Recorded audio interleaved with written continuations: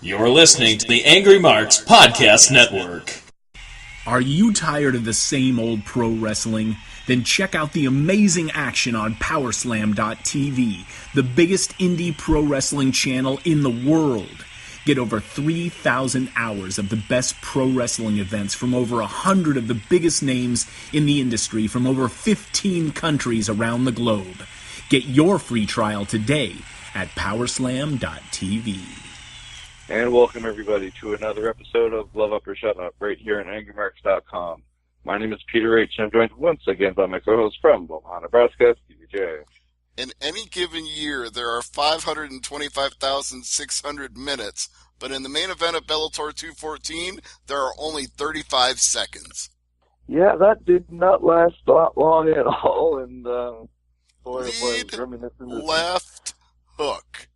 Yeah, it was very reminiscent of the previous week there with Dillashaw and Cejudo, where one punch basically told the story of the fight. And that feint he did just before he threw the hook was textbook.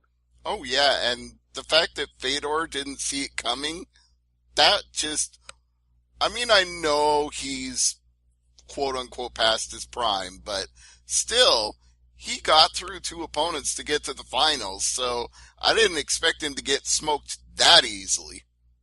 Now, they're saying that second shot was unnecessary, but I just defer to, until the referee pulls me off, I'm going for the kill.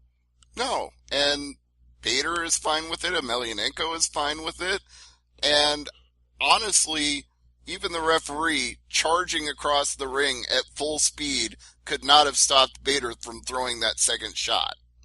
Yeah, Beltran's pretty quick, but, oh boy, that, when you saw Fedor getting looked at by the doctor and the blood was starting to come out, you're like, that second shot was powerful.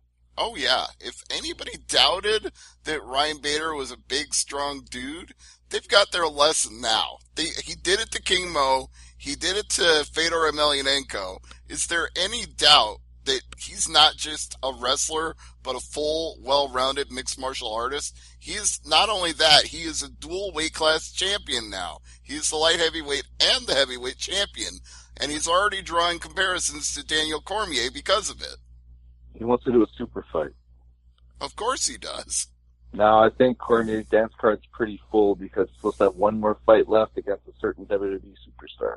Yeah, well, I still think that's... unlikely at best.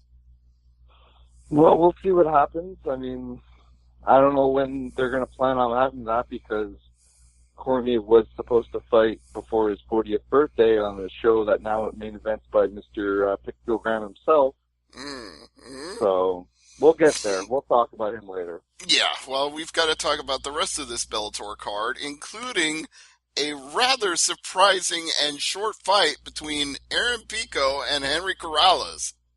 Now, Pico, his wrestling is known, but he's fallen in love with the boxing or the stand-up. No. I have to correct you on that because I talked to Pico about this before his fight. Okay. People forget that Aaron Pico was a Golden Gloves boxer before he tried out for the Olympic wrestling team. His striking was always good. He just got better over time. But it seems like he's relying more on his striking in his last few fights. You could argue that maybe he is, but you could also argue that Aaron Pico was trying to go out there and give the fans what they wanted because, as you know, as we both know, a lot of fans don't like seeing somebody get takedowns over and over again. They like knockouts, they like finishes. Yeah, but you can also mix it up. You don't have to be a stand-up fighter for 3 rounds. You can throw in a takedown. You can, mix it up. You don't have to stick on one discipline for 3 rounds. Well, let's just say that after this fight, he might consider mixing it up a little more. You got clocked. You got smoked. Well, that one punch was again, I gotta stop you because actually Aaron Pico landed a beautiful uppercut and Corrales was hurt really bad.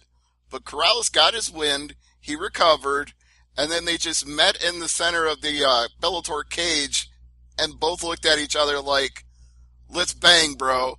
and it was like a dual clinch. Like, it wasn't one fighter clinching the other. It was like they each wrapped a hand around the other's head and went bang, bang, bang, bang, bang. And Corrales, that's when Corrales landed the kill shot. Yeah, it was a hell of a plum, very violent for a good 5-10 seconds, and then that kill shot, as you said. And it was like, you know what it was like? It was like a good old-fashioned hockey fight where they just grab each other and start throwing haymakers. They just hang on to the jersey. Yeah, exactly. That's what it looked like. It was like a hockey fight in the middle of the Bellator cage. And it only lasted for 1 minute and, 7 seconds, I think I saw that? I believe that was the time. Yeah, 1:07. So Corrales wins, and Pico goes back to the drawing board. Interesting to see who they put in front of him next. It's not like he has a short list of opponents. There's a lot of people who would love to fight Pico. That's true. And, I mean, it's only his second loss in a very young career. So let's not write Aaron Pico off at this point because, quite frankly, his future is still very bright. Now we speak about another young fighter as far as having his first fight. But not young in age. He's 36. Jake Hager, a.k.a. Jack Swagger. He fought J.W. Kaiser, that, what was he, 1-1 or 0-1? 1-1. Where did they find him again?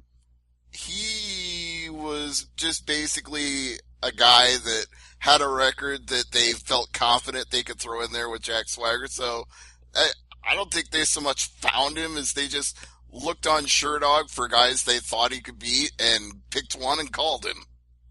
And he reminded me of, now you know my love of the old school UFC. You know, I'm going through the archives and watching that. So let me guess, you're going to compare him to like Tank Abbott or Dan Severn or somebody like that. Oh God, no, not Dan Severn. He had that tough man look, like the Butterbean type fighter mentality. And once he got to the ground, it's like, well, this fight's over. He's fighting a guy who at Oklahoma had, 30 victories? It's like, yeah, good luck to you, sir. It's not going to end well. Well, see, the one thing I like about this fight, though, is Kaiser, who I think we both agree was completely outmatched. Yeah. He did manage to do one thing very effectively. When Jake/Jack Swagger shot in on him, he clocked him right in the head with a punch. It wasn't a good enough punch to knock Jake Hager out, but it definitely got his attention because you could see there was a little bit of a knot on his head after the fight was over. It was like, okay, you didn't escape from that one clean. You got the takedown. You humbled him once you got him on the ground. But now you know what it's like to get punched in a real fight. Now, did you hear Vince McMahon's advice to Swagger before the fight? Yes. His advice was, don't lose. And who escorted Mr. Hager to the cage? The new United States champion, R-Truth. Mm-hmm. And for those who don't know, he actually has released 2 albums, and he's a pretty good rapper. I didn't know he was going to do those dance moves, though. Yeah, he was out there performing the song and swinging along right behind Jake as he was making his way to the Bellator cage. Yeah, well, it was interesting and very memorable. I think Swagger went into pro wrestling mode with the We the People chant afterwards. Oh, and when he screamed, Perry, Oklahoma, stand up! That entire forum was just whisper quiet. Like, yeah. This was not a pro wrestling crowd. They didn't know how to react to that.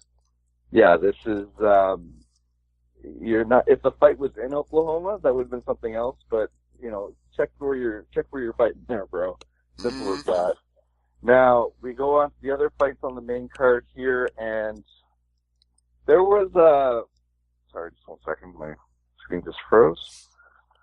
Okay, well, before you move on, since we had some interviews to fill time, I thought I would mention that both Rory McDonald and Alimale McFarlane were there to promote Bellator on April 27th in San Jose at the Shark Tank, which is a card that will air exclusively on DAZN. So be sure to get your free trial if you haven't already got DAZN sometime in mid-April so you don't miss that card.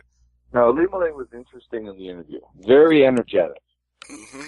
Rory, not so much. Rory was typical Rory, where he's like almost a robot, but Oh God. he's this weird combination of charisma with no charisma. Like, his charisma is his lack of charisma. Lance Storm. No, Lance Storm actually has some charisma compared No, to... but when he did the robot when he first started in WCW, he didn't have the charisma that he had in WWE, but they tried to play off that anti-charisma. That's what it reminded, like early Lance Storm, when it's like, come on, Rory, get to the point.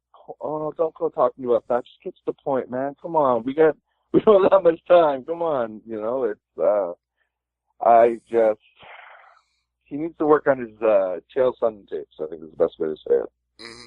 So anyway, we were talking about Jack Swagger before the interviews. He got the tap out to the head and arm choke at 2 minutes and 9 seconds. But before that, we had Juan Archuleta and Ricky Bandejas. Mm-hmm. And this one went to the judges, 2-1 for Archuleta. I had no problem with this fight. The second round was the swing round as far as I was concerned. That was the one where if Bandejas was going to get 2 out of 3 rounds, that was the close round. But like you said, I don't have a problem with the scorecards. I'm surprised that not even one judge gave Bandejas the second round. Well, let's move on to the other fight here. Altamimi beating McMahon. Yeah, and they did a very nice video package for Altamimi. I hope you saw it, because if not, I'll talk about it. Go ahead. Well, he is a Iraq War veteran. He was, like, over there providing logistical support. I don't know if it was translating or, like, being a field operative, showing the Marines where to go and all that sort of thing, but he was working with the Marines. Let's just leave it at that. He was an Iraqi native who was there, and he was helping the Marines. And Al-Qaeda found out he was helping the Marines, and they kidnapped him and his 2 brothers, and he slit his brother's throat right in front of him while he was watching. And then they slit his other brother's throat right in front of him, and then they turned and put the knife to his throat, and he said he was really calm about it in the moment. Like, all he could think was, I'll see my brothers, I'm coming.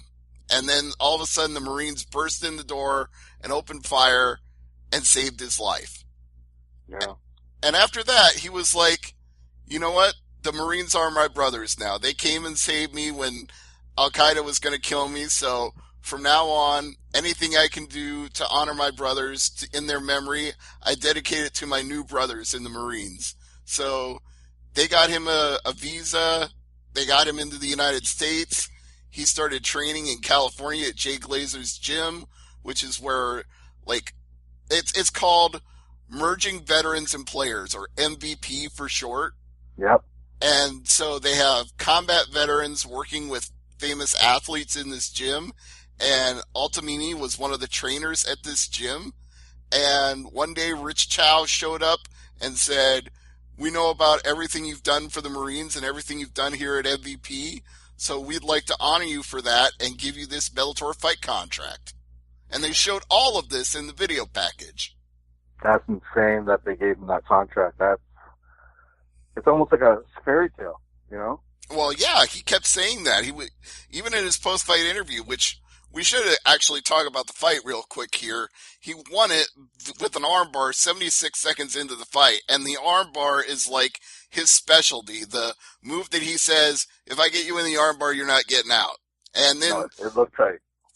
Throughout his interview, all he could keep saying was, I did this for my family. I did this for my dad. He's going in for chemo.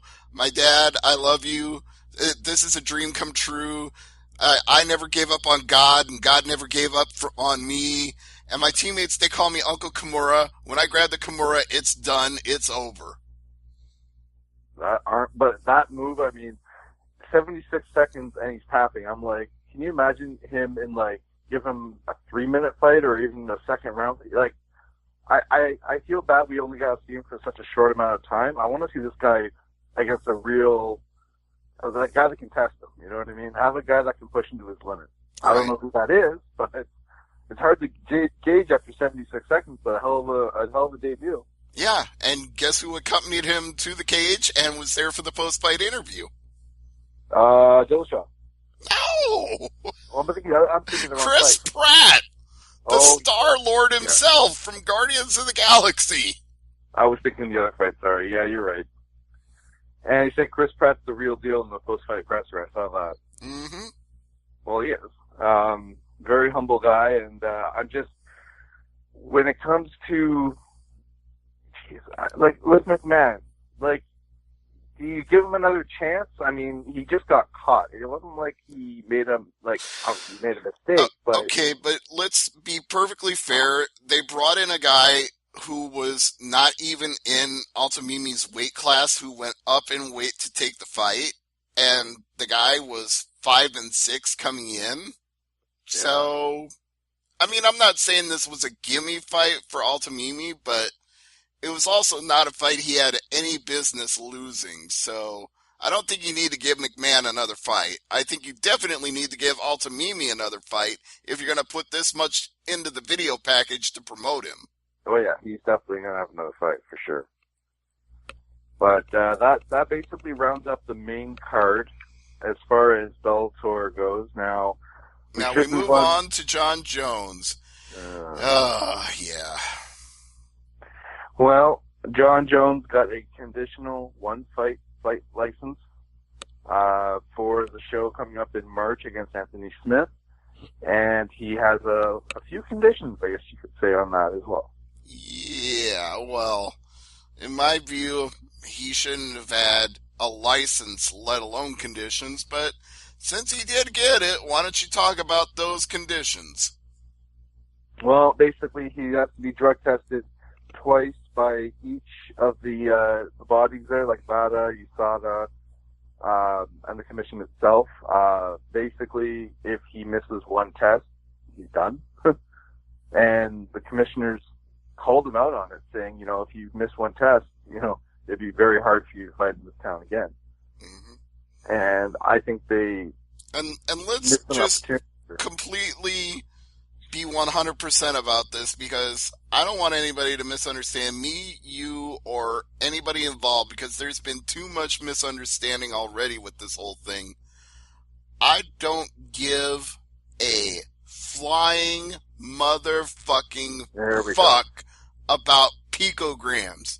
If you have 1 picogram in your system, it doesn't belong there. Turinabol is not legal. You cannot have 1 picogram, 10, 100, or 100,000. If you have 1, it got into your body in some way. You put it there. I don't care how you did it. I don't care if it was a supplement. I don't care if it was a needle. I don't care if it was tainted meat. It does not belong in your body. You mean it's not naturally produced by your body? Fuck no! He got up lucky. I mean, I said it before, the commission is basically blowing a huge opportunity by not sending a message. On top of the fact that now we've got this whole ridiculous, it's a smokescreen. It's this whole idea that, because you had Turinabol in your system at one point, your body can suddenly just reemerge with Turinabol even though you're not taking it. There's only been one study ever on Turinabol, because Turinabol is in fact illegal in the United States. And that one study showed that Turinabol is quickly broken down in the body and all traces of it are gone in under a month. So there's no such thing as having Turinabol in your system and then 2 years later, a tiny minute amount of it can reemerge. That's unheard of. That doesn't exist. There is no documented proof of that. And the people who are saying, John Jones is just having it reemerge in his body after all this time, fucking bullshit, man. Yeah, we've talked about this for weeks, and I'm almost numb to it at this point. And if he fails another test for whatever reason, I don't care. How many second chances does a guy get? I mean, seriously. I don't know. What I'm saying is if any test comes back and it's not related to the stupid pictogram bullshit, if it's something else, whatever it is, it could be for fucking antihistamine. I don't care. If he took Benadryl, fuck him. I don't give a shit. He better be cleaner than a newborn baby. Yeah, that's not going to happen. You know, it's... No cocaine, no ephedrine, no tyrannobol metabolites, no cannabis, nothing. Can you imagine the crowd if Anthony Smith knocks him out in the first round? I don't see that as being very likely, but it would certainly be interesting. It would be a career-defining moment. In both ways. Yeah. It would be. It'd be a message to Jones that maybe he either takes his career seriously or maybe he needs to retire. And for Smith, title shot. Instant title shot. Well, you know what? You love this whole phrase, playing with house money. Oh, yeah. Anthony Smith is about the biggest, best definition of that we've ever had in the history of this show, because he absolutely has nothing to lose. If he goes out there and swings for the fences and knocks out John Jones, that is, like you said, a career-defining moment. And if he gets knocked out, he loses nothing, because everybody at this point assumes John Jones is a cheater. So you've got nothing to lose. No, nothing to lose at all. And this wasn't the only fighter that was in front of representatives were in front of the Nevada State Athletic Commission today either. Conor and Khabib. Now, Conor gets 6 months, Khabib gets 9, and it can be brought down to 6 if Khabib does a PSA for the commission, anti-bullying, I believe it is. But I think Khabib had the best, making a reference about politics or something on Twitter, and it's like, I don't know. There was also... Yeah, okay, before you move on, Conor was fined $50,000. Couch cushion money. I said, yeah, that's a joke. Conor spends that on a day shopping. He spends more on that buying whatever it is. I was more interested in Lobov asking for his release, and the UFC gave it to him. Really, why wouldn't he? I mean, he's never going to get another fight after what he did. No, but there's a certain 2 or 3 promotions that would love to have him on their roster. No, I don't agree. You don't think Bellator is going to sign him? Look, we've had this discussion already. The whole reason he got opportunities in UFC was being a friend of Conor, FOC. Guys like that get opportunities because they're associated with Conor McGregor. Artem is not a world-class fighter. He's a journeyman fighter with a sub-500 record who could win every once in a while just because he's tougher than a $2 steak. But he is not an elite world-class fighter. He's just a friend of Conor's. I still think I think that Bellator's going to throw him a bone, though. What do you do with a guy who's like 12 and 14? I mean, seriously, this isn't Mark Hunt we're talking about. Beat him to swagger. I don't know. But you know what? They're not in the same universe, let alone weight class. No, I'm not saying weight class. I'm saying, like, that's not an example. Throw him to someone. You can get any journeyman fighter if you're going to throw somebody to the wolves. You don't have to bring in a guy who's had 25 pro fights and probably thinks he's worth more money just because he's one of Conor's boys. Well, we'll see on that one. Okay, furthermore, if you're saying Bellator needs him, I'm just blowing that argument up like TNT right here, because they already got James Gallagher and Dylan Dennis. They don't need any more of Conor's friends. That's true. Conor also found himself in some hot water because, well, he referred to St. Patrick's Day as St. Paddy's Day, and that's a big no-no in Ireland. Yeah. Paddy is kind of an insult. Yeah, so we don't... I mean, I know that, and I'm Canadian. So what does that mean if you're Irish? I mean, that's a big no-no. Mm-hmm. Oh boy, I still can't believe he did that. Let's see. We're gonna talk about the UFC show in Brazil in a minute here. There was something else I wanted to talk about when it comes to. Here it is. Arnold Allen and Jordan Rinaldi have been added to the UFC show in London, ESPN Plus 5. Still got you guys saying that. Yeah, so after the hearing today with John Jones getting his conditional license, UFC made it official with the main event for 235, which doesn't surprise anybody. Kevin Lee has announced he's going to be changing his coaching staff, which I don't have a problem with that. I think fighters learn more the more times they rotate coaches. The more you learn, the more opportunities, the more skill sets, right? Of course. I mean, the more knowledge you can absorb, I mean, that's all the more better to you. Mm-hmm.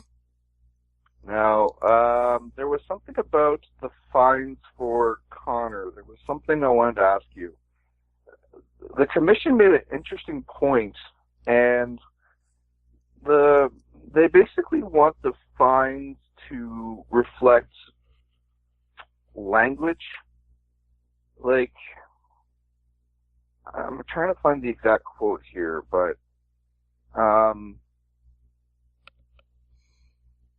where was it? I had this written down. Yeah. Here it is. The executive director, Bob Bennett, said, I think it's something we should look to in the future, and I think we should rein it in. Like, some of the verbal trash talk, it was very, that's the word I'm looking for, Stevie, inappropriate. Yeah. You know what I mean? Like, there we go. I think it's gotten to the point with certain unarmed combatants to where it's become totally unacceptable. There's not any other athletes that I'm aware of that have spoken in various press conferences the way Mr. McGregor has. I definitely think unequivocally that's something we need to take a more active role in, and take an active role in further language. So basically he's saying, clean up your act. Yeah. McGregor's attorney said, I would applaud the commission's caution with their exercising and not getting too far ahead into areas that have been educated in the past. So, maybe fines, but there's a line. Like, there's a reason the NFL players don't do the throat slash gesture anymore. Right. And this all stems from the fact that the whole reason there was a brawl between Khabib's camp and McGregor's camp is because of McGregor's use of colorful language, including derogatory slurs towards the Dagestani people. Yeah, I wasn't going to go there, but yes. Absolutely. The slurs he used, which we're not going to repeat here, I mean, it's as bad as saying patty, to be honest. I mean, yeah. You know where the term paddy wagon comes from, right? I used to. It's because they used to round up the Irish in the police cars. Oh, yes. I just, when you make slurs or derogatory language towards a people or a culture, like, check yourself. Mm-hmm. Yeah. Don't say things that you're going to infuriate an entire ethnic group, race, or religion with. Just think better of it before you open your mouth and do that. Check yourself before you wreck yourself is what we're saying. And I'm not saying that there aren't comedians who use, colorful language and slurs, but they're comedians and they're trying to get a rise out of people. And that's a little bit different from a professional fighter trying to get under another fighter's skin by insulting his entire people. Yeah, no. It's just bad. It's just bad. Let's move on to this weekend's show. We've got UFC on ESPN Plus 2, Assuncao and Moraes, the rematch. And on paper, this fight looks really good, Stevie. Well, every fight can look really good on paper. It just all depends on how the fight actually goes when it takes place. Now, I mean, you've got Brazil versus Brazil in the main, Brazil versus Brazil in the co-main. every fight has a Brazilian, it looks like, here on the main card. So let's start with the main event, Assuncao and Moraes. I mean, I almost want to lean towards Moraes just because he's got the height advantage. Mm-hmm. He's got the reach, I believe, as well. And he's got the line because of those two reasons. He's minus 170 to plus 150. Now, who's the wrestler who has like the abs? Oh, it's Johnny Mundo. That's his Impact. name. Johnny Impact. John Morrison. Yeah, I was thinking Survivor for some reason. Yeah, he was on Survivor. Yeah, Mayor Slam Town. That's what I was thinking of. Moraes has the abs where it makes Nitro look bad. You know, like he is ripped like Connor was at 145. Not like just. Yeah, Moraes is a beast. He's beastin'. He was that way when he was in World Series of Fighting. This ain't nothing new. No, and Assuncao, I mean, don't sleep on him. Don't underrate him because he will. Oh boy, I like this fight because it's very, not technical, but these are the fights I like to see because it's going to be a challenge. It's going to be a chess match, so to speak. It won't be 30 seconds. I can guarantee you that. No, I mean, we're talking about two of the best fighters, not only in this weight class, but possibly in fighting as a whole. I mean, the only fight Assuncao has lost going all the way back to 2011 is to the aforementioned TJ Dillashaw. And Marlon Moraes, as I've already noted, former World Series fighting champion, and the only guy he's lost to dating back to 2011 is once again Rafael Assuncao. So these guys are at the literal cream of the crop in the sport in this class. Exactly. Now the co-main event is, it's Aldo and Moicano, and what do you do with Aldo here if he loses? Well, that's two different questions, because the first is, do you think he can win? And then the second is, what do you do if he loses? Yeah. The first one I want to answer is, I think he's got a good chance with Moicano, even though the odds makers have Moicano as the minus 135 favorite, which is understandable because, again, looking at his record and all his fights, his only loss was a guillotine choke from Brian Ortega. So Moicano is definitely a beast, but Jose Aldo is a former featherweight champion in two different promotions, well, both owned by Zuffa, but you get what I'm trying to say. Mm-hmm, mm-hmm. And there's only, in my opinion, two people who've ever proven to be his kryptonite, Conor McGregor and Max Holloway. So, can you really say that Jose Aldo is done, considering those are the only people he's lost to in the last, 13, 14 years? I mean, that's two people who've managed to beat him in 14 years' time. I don't know. I think if Moicano can learn from the fight tapes, because there's a lot of fight tapes with Aldo going around. Oh, there's no shortage. But he's 4 inches taller, and if he's a student of the game, I'm not saying he's going to do what McGregor did, but, I mean, if Aldo gets knocked out like he did against McGregor, or Holloway, I would worry, because that's knockout after knockout after knockout. Yeah, well, if we learned anything from Jose Aldo's last fight, because we had this discussion before that fight, it's that when you think Jose Aldo has taken the kind of knockouts where maybe he should reconsider his whole career, then he comes out and does the exact same thing to a tough-as-nails motherfucker like Jeremy Stevens. And if you don't remember how I described that fight, I will describe it again for our audience. The look on Jeremy Stevens' face when he got hit was like his soul left his body. You could frame that photo.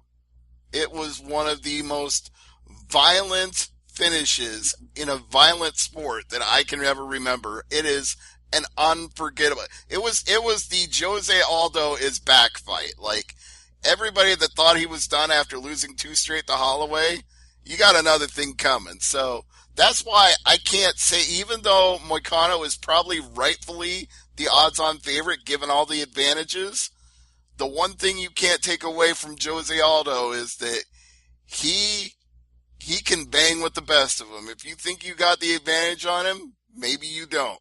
It's just like Patricio Pitbull. You might think you have height, reach, or wrestling, or anything, but if you ain't gonna hit him harder than he hits you, you ain't got nothing. What about Good and Maya? Well, that fight is scary. I mean, this is a fight loaded with quality fights. I don't know about casuals, how much they're going to get into this outside of the people who, like you, love this shit and listen to Glove Up or Shut Up or listen to MMA podcasts on SureDog or wherever. All I can tell you is, if you're a hardcore, Lyman Good and Damian Maia is the kind of fight you absolutely love, because it's 2 guys who could absolutely beast on each other if they get the kind of fight they want. For Damian Maia, that would be, I take you down, I get your back, and I humble you old country way. Because when it comes to Damian Maia on the ground, he is almost unbeatable. And Lyman Good, this guy's named Cyborg for a reason. He's powerful, he's strong, and he can do it not only with the knockout, which we've seen in 2 of his last 3 fights, but you don't want to give up your back to him either, because he'll choke you out real quick. So, I think the problem is that if Good takes your back, I'm not sure if you're able to tap out before you pass out. It'll be quick. That's a distinct possibility with either of these men, although I would say Maia's the more technical of the 2. He'd be more precise about it, whereas Good would just beast you. Charles Oliveira and David Tamor. This card is amazing. Yeah, like I said, if you're a hardcore fan, this card is deep, and all of these lines are close. Like, Maia and Good is one of the longer lines, and that's minus 180 for Maia. And that's a long line on this card. This one, Teamer and Oliveira, plus 100 for Teamer, minus 120 for Oliveira. So we're talking coin flip. Boy, oh boy. Justin Ledet, Johnny Walker. You're moving on too quick. I thought you were actually going to make a pick in this fight. Oh, sorry. I mean, as much as I like Tamor, I just can't bet against Oliveira. Not with the role he's been on. 4 of his last 5. Last time he lost was to Paul Felder. And since then, he's beaten Clay Guida, Christos Giagos, and Jim Miller. So I think we got to go with Oliveira in this case, but we'll see. But yes, Johnny Walker and Justin Ledet. That line is... Actually, I think that's the longest line of the main card. Walker is the minus 210 favorite. See, the problem with Ledet is that he's 4 inches taller. And with Walker's power, that gives him 4 extra inches for an uppercut. I think that might be the reason. Also, I don't think Ledet looked very good in that fight with Alexander Rakic either. Now, is this fight in light heavy or heavy? Light heavy. Because Ledet fought, like I think Ledet's cutting down. I think that's also part of what's playing against him. Yeah, that's not good at all. That's going to be someone going down in weight and fighting a guy at Walker's capabilities. Yeah, that's probably why Walker is the favorite here. Yeah. What about Souza and Froda? Yep, Livia Hanada Souza. And she is the minus 225 favorite, which I absolutely 100% agree with, because she's, again, this is a beast in this weight class, in this division. The only person she lost to, going way, way back to Invicta 17, was Overkill Angela Hill in a split decision. Whoa. There you go. Now, on the prelims, there's 2 fights I've circled here. Thiago Alves and Max Griffin? Yep. I'm not surprised. I'm guessing you've also got Magomed Bibulatov and Rogerio Buntarin. I've got Nurmagomedov and Ricardo Ramos. Well, it was either going to be Nurmagomedov or Bibulatov, one or the other. Yeah, no, Ramos and Nurmagomedov. I mean, I mean, both Russian fighters are good. Don't get me wrong. Absolutely. And those fights, the Russians kick off the prelims. They start at 5 p.m. Eastern, ESPN Plus in the States, I believe, the Fight Pass portion, then TSN for the rest, I believe. I'm showing the whole thing as being on ESPN Plus on mine. Okay, hold on. Let me see here. Because I might be able to get your TSN update here for the schedule. Well, while you're doing that, let me tell the audience the lines for the two fights we just talked about. Ramos and Nurmagomedov is coin flip, minus 105, minus 115, so they're both a favorite, which means it's a coin flip. And then Bibulatov is a heavy favorite over Bontorin, minus 450. Bontorin is plus 360. So it looks like, if I'm looking here, it's the prelims on TSN 5 start at 6 p.m. Mm-hmm. So perhaps the first two fights in Canada might be on Fight Pass. It's something where check your local listings, as the old saying says here. Right. Well, local listings for those of us listening in the United States of America is the whole thing is on ESPN Plus. So if you signed up to watch Dillashaw versus Cejudo, you're already good to go. And if not, you can get a free 7-day trial. Absolutely. Now, was there any issue signing up for it on your end? Nope. It was actually ridiculously easy. I opened it up on my iPhone. I clicked confirm when it asked me to, and I was done. Now, next weekend, we go head-to-head, Stevie, UFC and Bellator on the same day. Yeah, well, I'm not even going to talk about February because there's like 3 straight weeks of fights for me to cover, including one weekend with back-to-back cards. So until we talk about it, I'm not talking about it. No, that's next week's show. That's what I mean. I'm not talking about it till next week. All right. Well, I'm just going to mention the cards here. UFC 234 is Whitaker and Gastelum, and Bellator Europe 1 is Pitbull and Scope. Mm-hmm. So, I mean, we're going to have fun talking those two shows, that's for sure. Yeah, we'll have no shortage of things to talk about, including, I'm sure, Connor or John or somebody will do or say something stupid between now and then. Or maybe a test. Maybe a test. Now, Stevie, what's on tap for Thursday night AMP? Well, I guess we'll talk about the Rumble. Yeah, and the fallout on Raw and SmackDown this week as well. Something like that. Are you going to mention what happened with the fan who wore the AEW shirt at the Rumble? I think you just did. Yeah, for those who missed it, somebody wore a rival promotion shirt at the front row of the Rumble. Wait. Can we even call them a rival promotion? They've not even officially had an All Elite Wrestling show yet. If you don't count All In. Well, All In took place before All Elite even existed. But for them to censor a fan, that shows they're scared. I agree and disagree, but that's a topic for Thursday night. Absolutely. Anything else you want to mention tonight, Bob? No, sir. All right. Well, for Stevie J, I'm Peter H, the Hardcore Canadian. Thanks for listening. And as I always say, I leave it to the judges. Good night, everybody. See ya.